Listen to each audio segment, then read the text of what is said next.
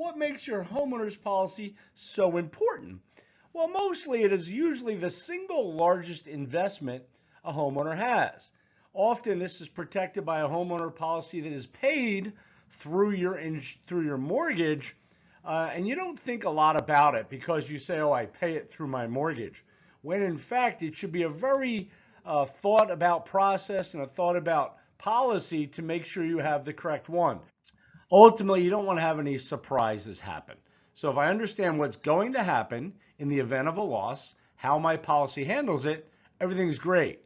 So if I have a high wind event and it blows my house apart, how will my policy handle it? If we get heavy rains and completely saturates my house, coming in through the windows, coming in through the basement, do I have sump pump coverage? I don't know.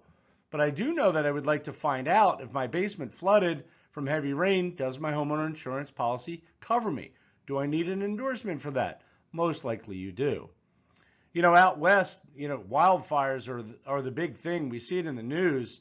How does my house handle smoke from wildfires? There's policies that I've seen out west that limit the amount of damage to smoke in your home from wildfires to $5,000. You've got to be kidding me. Smoke from a wildfire could be $50,000, $100,000. Once the house catches fire, it is covered under the fire peril, but you also have to be careful with specific deductibles for wildfires. Any other accidents that might occur in the home, you're having a party and someone falls through a door or a window and cracks something or breaks something, how does my policy pay me? And again, some of the larger losses in a home are plumbing related.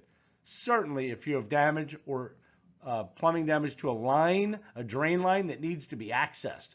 So if you have to dig up your house to get to the repair, how does your policy pay for that damage? The answer to that is really different.